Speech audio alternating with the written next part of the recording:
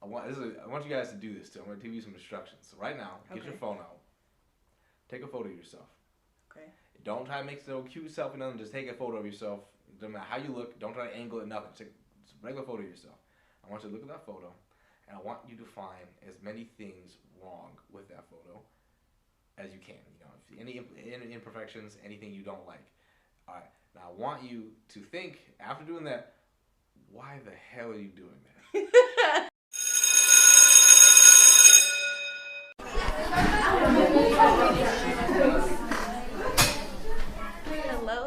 Hello, classmates. Welcome back to What School Didn't Teach Me. It's your host, Jasmine Camber, and class is officially back in session. Y'all, I need to start telling y'all when I'm going to have guests on the show because today I have a very special guest, a two-time self-published author. He has 2 books, one called Daytime Moon and another one called Thoughts of a Dead Man Who Lived Anyway. He has 2 podcasts under his belt, the Who's Talking podcast and the Whatever podcast. I am so excited to introduce Mr. Christian McGary to the classroom, y'all. He's going to be coming, spreading some knowledge on how we can just better tap into our creative sides and stop being scared to pursue our dreams and to just hop into our passions. All right. Thank you for having me on. I'm a big fan of the podcast. It's been a minute. Oh, God. It's good to see you again. I know I've been off campus now, so I'm just... I know. I miss your face. I know. I miss everybody. I'd be just like... I'd be sitting in my home just like, oh, my God. Usually at this time around, I have to be with y'all in Kearney or something, I know. You need to start calling us. I do. Look, real quick, I want to talk about Daytime Moon, right? Okay. I bought Daytime Moon when it first came out, and it's one specific poem that literally, when I read it the other day, it had me in tears. Oh, no. It says, when you talk, I listen. Oh, my goodness. Tell me about this. All right. So, what is it? That's the 5th one of the book? I think that was one of the first ones I wrote, I think. With this book, I wanted to keep it up to interpretation, because with Thoughts of a Dead Man, that's like my autobiography almost. Daytime Moon, I wanted to have a little bit about me, but then also just as like an opening book, kind of like the start of my career. I wanted to make sure that other people could relate to it. Yeah. And so I feel like a lot of people don't really have that outlet, so that because they'll always help other people, but no one will help them. And I felt like that a lot growing up. So I kind of wanted to put that into it, and then also make it that everyone else would relate to it. Yeah, I definitely related to it. It definitely resonated with me because when people talk to us, we definitely want to make space for them to feel seen, heard, and appreciated. Right. And that's definitely how I felt when I read the piece, because it was like, oh my gosh, like I put myself, in your shoes as a writer, like when somebody talks, I listen, but also being on the listening end, like, wow, sometimes when I speak, people are tuned in because they want to make sure I feel seen, heard, understood. Absolutely. Yeah, I loved it. Thank you so much. So, I already ran down your credentials, your very long and extensive resume outside of what you currently do. Right? You have 2 podcasts under your belt. You have 2 books under your belt. And so they hear me talk about it all the time. The classroom hears me talk about the production of the podcast all the time. That it was a dream that I had that I sat on. And you know that. Of course. You know that. From the beginning, I told you that's something that I wanted to do, and you were encouraging me to do it, and I just was still scared to do it. But you say you want to write a book, you write a book. Tell me how you just get out of your own head. Okay. So this is probably going to sound insane. Because what happened was I was still in New York. I was at a community college called Corning Community College. I was a journalism major at that point. And eventually I kind of just really decided that journalism wasn't for me. I was going to give it a chance when I went to Dillard, but I was still kind of just like, maybe this isn't what I really want to do. And so I was like, all right, well, journalism, what else am I going to do? So I was like, all right, I'll be an English major, right? And so at that point, I was kind of just, I don't really know what field I wanted to go to in English. So I'm just like, well, if I'm going to be an English major, I might as well write a book. And I was just like, well, if I'm going to write a book, I might as well write a poetry book because everyone tells me I'm good at poetry. Right. And so that was kind of the start of it. I just went to Barnes & Noble's, a good friend of mine, and we just sat in the Starbucks and I just started typing away. Oh. And yeah, that's how it really started. And then it's funny though, because I tried writing a novel in high school. It was like this psychological thriller thing, even though I had no knowledge about psychology in that aspect at all. And it was cool. It kind of, I had a couple chapters done, but then I like lost the file. Oh. And so yeah, it's just gone. But I have a printed copy of like the first couple chapters, and I have it somewhere in the house. But like I think because my mom always wanted me to like pick it back up, and so eventually I might start writing that again too. Okay. But I just need to actually put some research in because I don't even want to look at it because I feel like this is gonna be high school like one of those like young adult type garbage. But yeah, you gotta start somewhere. Exactly. We'll so, definitely be looking out for that book. Okay. Okay. Now, I'm not usually with the psychological thriller because those actually scare me. Oh, I love them. But I'll read it. If it's if your name is on there, I'll definitely read it. Yeah, with poetry books, it was honestly just a might as well situation. And then eventually I kind of started getting serious about it. And it's so funny because so much of my life has been a why not? And then it will kind of just happen, and then I'll just be like, yeah, I actually have to put a lot of effort into this because I had no idea what I was doing, but I was just like, oh, I'm here now. I gotta follow through, and so a lot of blood, sweat, tears, and cash. Okay, so I have two questions. Yeah, please. One, when did you start writing poetry? And two, you mentioned sometimes you just need to follow through, right? Like. But it hasn't always been easy for me personally to say something to myself and then follow through with it. Like if I make a promise to somebody else, oh yeah, like that's definitely coming into fruition. But I mentioned it before on the podcast, self-commitment can be an issue for me. And a book, that's like a personal project. Like of course it adds on to your career, but it can be considered to be a personal project. So how do you maintain your self-commitment? Like what was that journey like for you? Self-commitment. So, first question is when I start writing poetry. Yes. I mean, I always wrote here and there. I just like poetry. Yeah. So I always found it easy to write. But then I guess my real start, I was in a creative writing class, and so our teacher, Miss Rennie, she was great with that. She really encouraged us to just kind of get deep with it and just write what you want to write. And that was also probably when I started kind of realizing I was black, not starting to get into the whole black empowerment. Because I grew up in a very racist area, so it kind of all got like the emotions of that kind of got repressed, and so I just used that as an outlet. And apparently, I wasn't too half bad at it, and so that's when I guess I started. But then to answer your other question about how do you kind of commit to your creativity, honestly, I have trouble with that too. Because like if exercise, I'll just like exercise for like a week. Like, oh, cool, see results. I don't need to do this anymore, and that is the worst thing ever. Especially because my mother's a personal fitness trainer, so it just drives her insane. But with staying with creativity, I guess it's just like you have to understand why it's important to you. Because with the books, not only did I just felt like writing a book, I also wanted to use this poetry as a way to express myself. And I kind of thought to myself, I'm like, this is my chance to get a lot of unsaid things out there. And I do have some issues, kind of like saying how I feel. And so this was a way to do that without being like too specific, kind of leave things up to interpretation for other people. But then, I'm still able to get what I want to say out. And so I kind of understood that, and I was like, all right, well, yeah, this is my chance to do something that I needed to do for a long time. So it was kind of like journaling, in a way as well. And then, same with the podcast. I mean, my first podcast or whatever podcast, I was working for my college's newspaper, and so they just wanted on the podcast. I was like, hey, why not? With the second podcast, I was kind of just like, I missed it.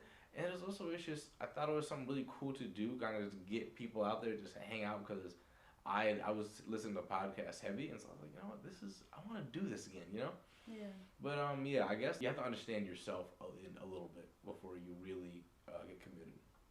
Okay, and so by understanding yourself, does that go back to understanding why this is important to you, or is that something deeper?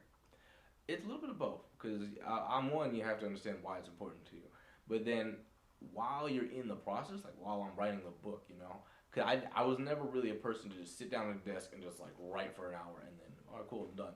I would usually I'd be on a walk, and I'm like, oh, that's a good idea for a poem. I remember one time, King of Sorrow, one of the poems in Thoughts of a Dead Man, when I like performed the most. I was at a play, and I had heard someone say something. It was an actress. She said a line and it had to do with the king or something like that.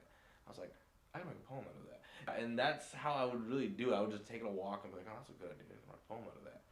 It would be like the most random stuff. I would just pull my phone and start doing that. And I kind of understood. I was like, why is it like this? Why can't I just like sit down and write? And I understood because, like, that's just not who I am. Yeah. I'm definitely not just I'm a hunker down. Like, no, I like to have the inspiration come to me. That's why I really haven't written in a long time, because I just haven't really been feeling inspired written. And I want to just, like, come out with, like, generic stuff. Yeah. Actually, yesterday was a New Orleans Poetry Festival, and I got asked to perform. And, Oh. yeah, I was surprised you weren't there. I was like, dang, we should have hit her up. But, yeah. You should have told me. I would have been there to watch. I know. I got invited late myself. So with that, like, with performing yesterday, it kind of like brought my confidence back. Cause I was just like, I forgot how this feels. Just have people enjoy your work, and that's another thing. Yeah. Seeing the reaction from people, Mm-hmm. it really inspires you. Cause like when I made Daytime Moon and I published it, I was like, well, what now? I knew I wanted to write another book, but I also kind of just I don't really know where to go. And the funny thing is, you are actually a big part of why I made my second book. And there's actually a poem dedicated to you in the book. Because, let me see if I can find it. Oh, stop. Because it's so funny. Hold on, where is it? Don't make me emotional. Aha, I'm there in it the is. classroom, bro. An emerald that rebuilt itself. I wrote that right after you had told me something. You were just like, I need more from you. And, can you just being nice, you just being a sweetheart. You was like, I need more from you. You need to do more because I love your stuff. And so I was like, and it just felt really good to like have that recognition, like on a personal level too. So I was like, you know what? Yeah, let me write a poem real quick. Stop! Stop! I need to buy Thoughts of a Dead Man Who Lived Anyway. I need to go ahead and buy it. I'm way overdue. I'm way overdue. Okay, so you mentioned using poetry as an outlet. Yes. An outlet in a way to be vulnerable without being so open with it, right? Without being so direct with Direct, that's a good word. And I feel the same way about poetry. I feel the same way about poetry, but it's so funny because I'm not great at like metaphors and things like that. Like I have a cousin who, like, if I write something, I'll send it to him. Right. And he's great at metaphors and disguising things. Okay. Me, oh no, these are my feelings, and boom, here they are on a piece of paper. And people love that. People love that. They're just like, oh yeah. Do you feel like writing poetry has helped you be more vulnerable in the real world? Like, has helped you be able to express yourself? Like, you know what? If I can write this piece and then I can perform it on stage and people like it, maybe if I actually have a conflict and I need to voice it, I can do that. So that's a funny thing because I don't think I don't know if that's how it is for me. Okay. I remember one time I would like write a poem in anger, like, oh, like someone pissed me off and write a poem about this. But I was like, this is what am I doing right now? I'm just like angrily writing this poem on my phone, all typos and stuff. And I look back, I'm like, man, what is this? But then I guess because I remember a long time ago, someone asked me, like, are you like an artsy guy? And I was like, no, in all honesty, I'm just like insane because I just I'm really because it's just like. I have, like, I don't want to just be like, oh, I'm mentally ill. But I just have all these issues or just, like, thoughts. And I'm just like, all right, I'll put them on paper. But then at the same time, though, I'll, like, put my heart and soul out into a poem and I'll perform it. It's really emotional. Yeah. And my mom will call me up and she's like, are you okay? And I'm like, oh, no, I'm fine. Like, I've had family members hit up my parents and be like, is he all right? Like, is he okay? Mm-hmm. And I'm just, sometimes it'll be like, no, but I'm good now. Mm-hmm. And so that's why I kind of like don't really like the directing episode because sometimes I'm just like, oh, should I put this poem in my book? I'm gonna have to explain myself later. Yeah. And sometimes it is a situation where I'm like, yeah, I felt like this when I was younger, or I felt like this a couple months ago. But the other times I'm just like, I don't want to talk about it, because I've already gotten it out. I've already gotten over it for the most part. I mean, if I got it over completely, probably wouldn't have written a poem about it. So we'll talk about that conversation for later. But yeah, I guess I kind of. See it as it's in the book, it's over. So maybe I don't think that's the same for everybody. But. Okay. So do you still feel like guarded on certain topics that you've written about? Absolutely. Oh my God, yeah. Okay. Oh yeah, because it's so funny because especially in both books, honestly, there are poems dedicated to people that I don't ever want to see again. You know what I'm saying? And that could be like an ex or just like people that I knew like growing up, and then sometimes there are like poems of forgiveness, but the other times they're just like, I should have knocked your jaw clean off. So yeah, actually that's another poem in Thoughts of a Dead Man. Actually, hold on. That was good. I like that. It's different for everybody. That's fair enough. I feel like for me, I write poetry in a different way. Like, usually I write poetry like I've woken up out of my sleep and there's something that I'm hearing that won't get out of my head. Right. Like, I keep hearing this one line, I keep hearing it, I keep hearing it, I keep hearing it, and it won't go away until I write it down. And once I write it down, a slew of other words just follow suit. And that's usually how I write my poetry. I like that. And I think for me, because I'm not the best at metaphors, and because I'm not, like, I've never been... Yes, there was a point in my life where I was passive, but I've never been a subtle girl. You know, I've never been a subtle woman. I love that about your poetry. I love hearing you perform, but it's always just like so perfect because it's always clear, concise, but then it's obvious that there is emotional investment in it, and that's why I love it so much. And that's another thing. Don't worry about the metaphors, the simile. Like, maybe some elitists will try to do some garbage like that, but like, literally, poetry is not just some... Oh yeah, I'm Dr. Seuss. I got me a goose. You know, you don't have to rhyme. I barely rhyme in a lot of my spoken word poetry. Yeah. I probably don't even rhyme at a lot in my books. Yeah. But you know, poetry is poetry. You know, if you're performing, I'd say focus on the tone more than anything else. Because people try to dissect it and this rhyme scheme it changes mid whatever. It's like shut up. It's not about that. All right, this is about what you want to do. And like I think that's the best. Cause that's what's gonna get more readers. If it's obviously not generic, you know what I'm saying? So yeah, don't ever let that stop you or fear you.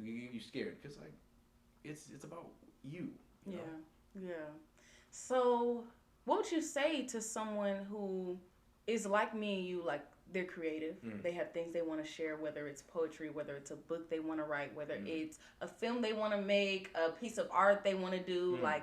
What would you say to that person who has all of these creative ideas but is anxious to share them? Well, I mean, honestly, just do it. Like, and I know that's very no, really, but it's because I get very nervous before I perform.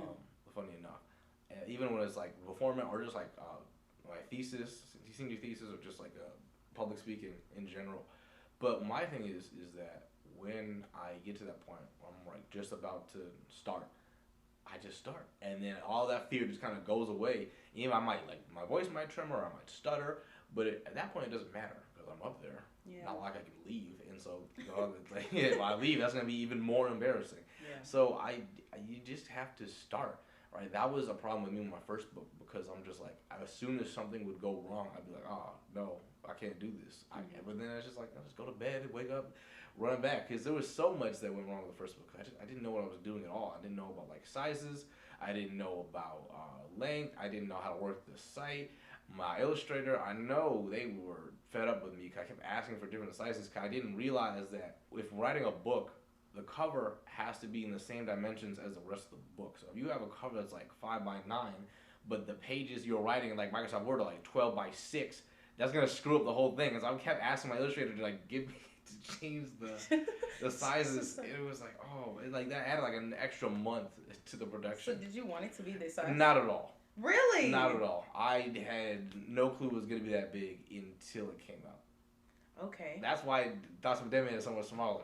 Because I did not want it to be that big at all. Okay. Because actually, Thoughts of a Dead Man was actually supposed to be not a self-published. It was supposed to be like published like everywhere. You're so accomplished. Please, you flatter me.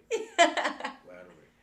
But this was supposed to be not traditionally published. But the issue is that this publishing company that I was working with last minute, and I mean like last minute, like I was done. They're just like, oh yeah, we're gonna sell this for like $2. Like, no, it wasn't. It was like, we're gonna make like $2 off of this. I was like, and literally, while I was making the book, they're like, yeah, you'll get like a good, more than half of the sales. All of a sudden, like last minute, I'm finished. I'm about to submit it. Yeah, you're gonna make like $2.5 less than. And I emailed them. I'm like, I don't understand why y'all doing this to me. Like, this is a full book. Put my blood, sweat, and tears into it. Y'all said I was gonna make this amount, and I'm making like a fraction of that, and they just sent me this like garbage corporate email, like no humanity, just like a robot sent it. I was like, nah, I can't. I'm done. I'm not gonna do that. And so I just went right back to Amazon, And so it sucked because I wanted that to, I wanted to like go to Target and see that somewhere. You know what I mean? I wanted to go to a local bookstore and see my book somewhere. But I was like, well, that's how the cards folded. And so I was like, I'm not just going to give up now. Yeah. Okay. So now I have two questions. Please. All right.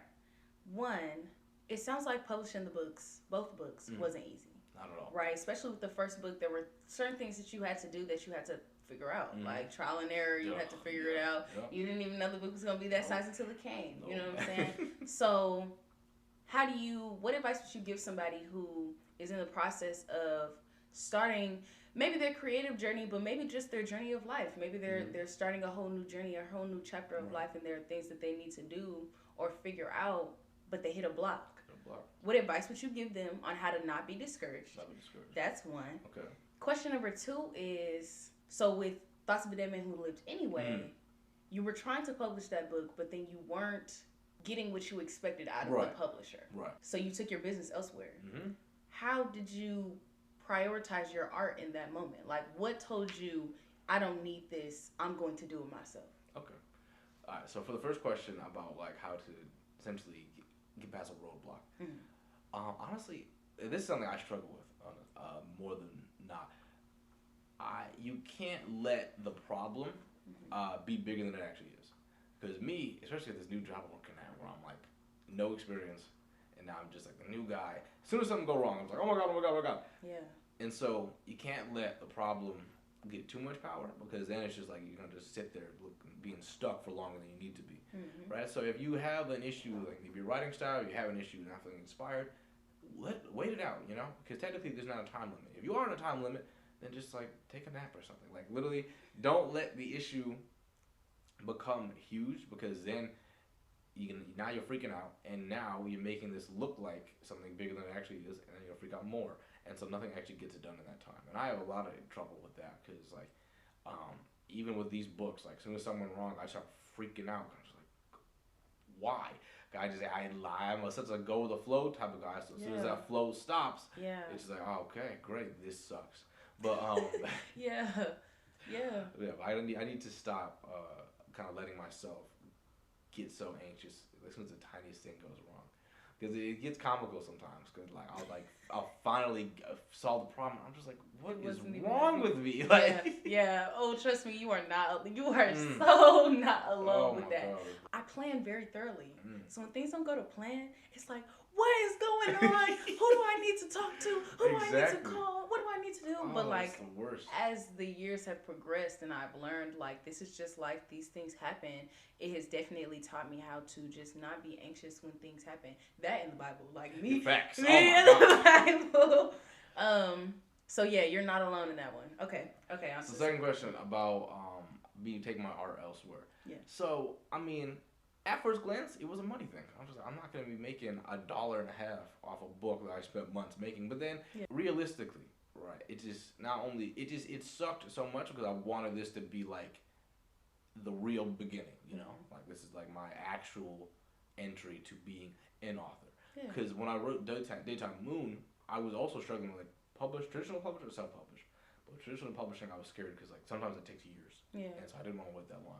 And then also I was like, well, traditional publishing companies, they like it when people are self-published, because you know it gives them kind of the experience points. So I was like, all right, got a self-published book. Now it's time for actual publishing. But you know that didn't really how it worked out like that. But now I've got 2 self-published books. So like, hey, that could come in handy too. And then also, so with the whole art thing, disrespectful. And then also just like, I am not good at advertising myself. I'm really not good at like putting my work out there. And so, but I also thought I was at Dillard at this point, so I'm like, I have a community of people that support my work, and they'll get it out there. And like, you know, it was kind of getting really close to the semester being over too, and so I didn't want to miss that chance. So I was like, you know what, screw it, going back to Amazon. Like, I need to get this book out, because you know, if I miss this, no one will even know about the book. And so I was just like, you know what, this is how the coin flipped. I'm gonna just rock with it. And eventually, it still got good wide reception and people liked it, and so I was all right with that. So I guess with your art, you have to evolve with your art. You know, you have to take it. You have to take it on that journey with you, because you're making something, but then you're still moving forward in the path of life, you have to take that art with you. Because you can't just let it sit there, because, that's always going to be a part of you. I mean, like, take Tyler, the Creator, for example, right? Mm-hmm. Tyler, the Creator, if you listen to his early music, it's like, this dude belongs in jail. You know what I'm saying? Like, it's honestly kind of awful. But then but it's funny though, because like he admits that too. Like in his he released like an extension to his most recent album, and he literally talks about, there's like a line where he's like, yeah, I didn't even know how to mix, and that's why Cherry Bomb was like like it was bad. And so I was like, oh, look at that. And then Denzel Curry, I love that guy to death. Even in his new album, he's like, yeah, I used to be an awful person because I didn't know who I was. And so it's like, while your art stays with you, you're going to evolve as well. So I'm like, you know what? I'm fine with this being self-published because I won't always be self-published. Yeah. And even if I am always self-published, I'll actually, be able to advertise myself some more. Yeah. So it's all a matter of perspective in the end.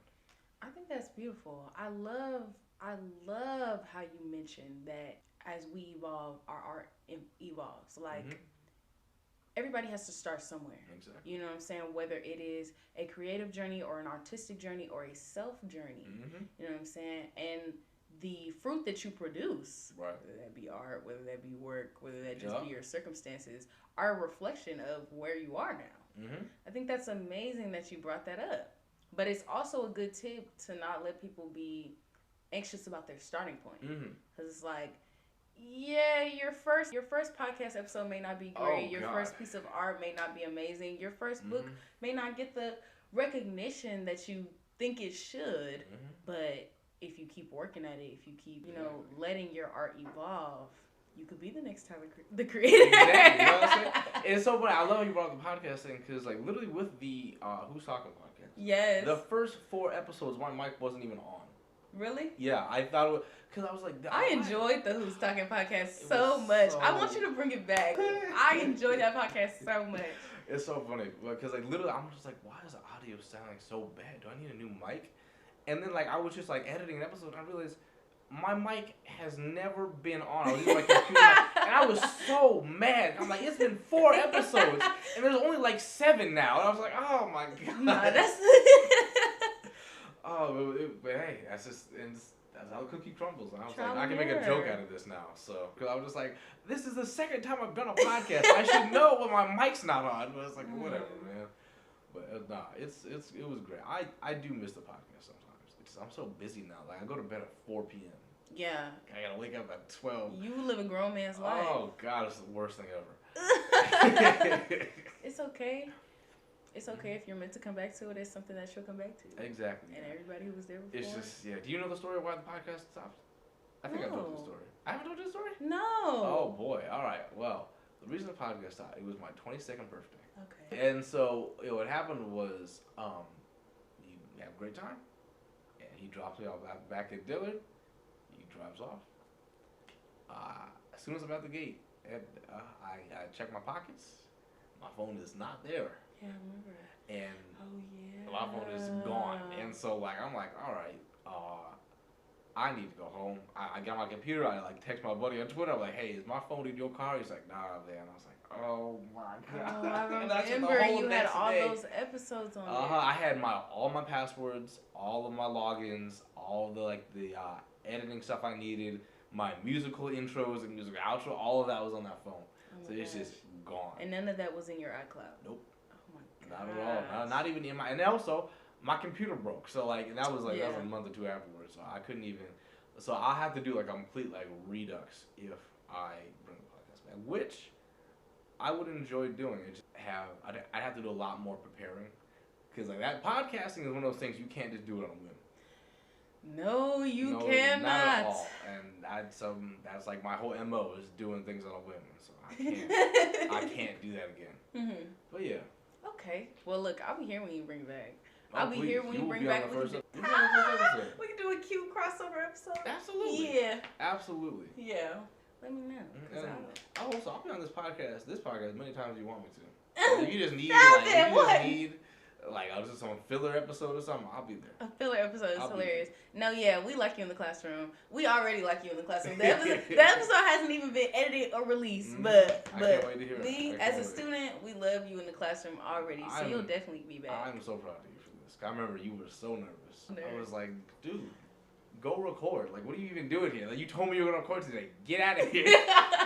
No, you're right. And honestly, I still carry those words with me today. Like, when I get frustrated, when I don't know what I'm going to say, you told me, like, nobody's going to know. Just stop. Exactly. Breathe.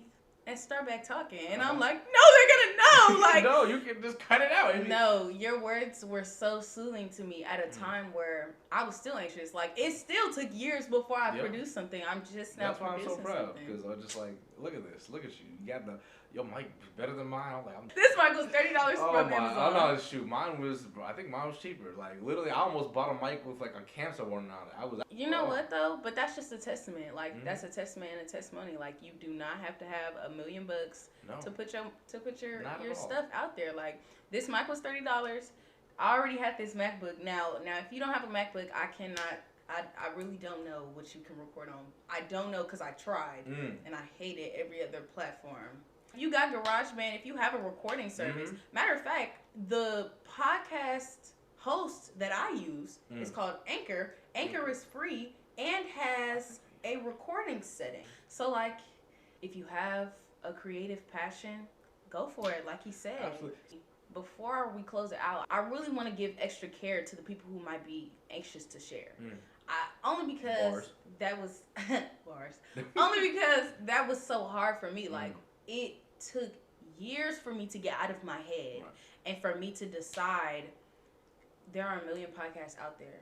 There are 1 million people who hear me talk every day, but I'm still going to do this podcast. There's a chance that no one will listen to this podcast. There's a chance that nobody will like my poetry when I, put it out there. There's a chance that my poetry may be a little too vulnerable for people to listen. Right. But I'm going to put it out there anyway. Put it out there. But I'm just going to do it anyway because I don't know.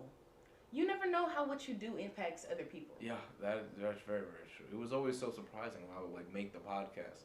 I would get people hit me up like, "Hey, I love your podcast. It's great to do when I'm listening to homework." I'm like, "Oh God." Yeah, it is. People listen to my stuff. It would be like that. I was like, "Oh, cool," and that would inspire me to keep doing it. Yeah. I guess as a final statement from when it comes to just being anxious about sharing your stuff, it doesn't matter how long it takes, as long as you tell yourself that you want this to happen. If you want to write a book, it doesn't matter how long it takes you to write that book. Just write the book and take your time. Take a 2-month break. Take a year break if you need to. If you truly want this to be something that you can bring out into the world, take your time. Because it doesn't matter. The rush won't get you anywhere. Yeah. And if you want to go fast, do it fast too. But at the same time, just you are the one who's making the work, so you get to decide how it happens. You know. If you want to put yourself in like with podcasting, I would follow podcasts. They would do an episode every week. I don't think I could ever do that because it's just I feel like I just don't know how I would be able to keep up the momentum and just give the creativity and give the enjoyment of it. But at the same time, with the Who's Talking podcast, Who's Talking, that was an every week thing. I didn't post them every week. I try to record every week, and I would just get lazy. I was like, all right, I'm not editing today. I can't be bothered. But I still had, I still have like a somewhat concurrent, like a cohesive schedule. So just, if you enjoy it, if you love it, you decide how it's made. So, and never let anybody tell you otherwise. Even if, like, you're trying to get a book in some, production or something like that, it's up to you. You can take your business elsewhere. You can take your art elsewhere. You can't, and you in a contract. Make sure that contract says you can take your time. Especially if you're just starting. So, that's my closing thought. Not to get us started all over again, but give me a word for the perfectionist, because you're saying take your time, and I second that. Okay. Take your time. If you need to put it down and pick it back up, do that. Like, nobody's rushing you. Don't be anxious, and your art is not going to be mad at you for putting it down. Exactly. As long as you pick it back up. Exactly. But for some first timers, because I know that was my issue, and I know some people who are perfectionists and just may need this word. For some first timers, it's like, if I'm going to put it out there, and if my name is going to be on it, it needs to be in top tier shape. There needs to be no error. There needs to be no nothing. It needs to be perfect. What's your word for them? All right. Well, here's my word for them. Right.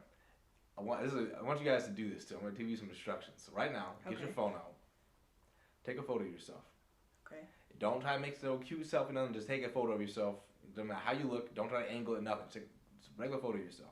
I want you to look at that photo, and I want you to find as many things wrong with that photo as you can. You know, if any imperfections, anything you don't like. All right. Now I want you to think after doing that. Why the hell are you doing that? Why are you doing that to yourself? If you keep looking for problems, those problems are gonna appear. Okay. If you're looking for reasons to stop, if you're looking for reasons to, oh, this is not perfect enough, they're gonna show up. Yeah. You know, that's why we hire editors. That's why we hire illustrators. You know, that's why we have people look at our work before we really release it into the world. Yeah. Don't look for a problem that isn't there.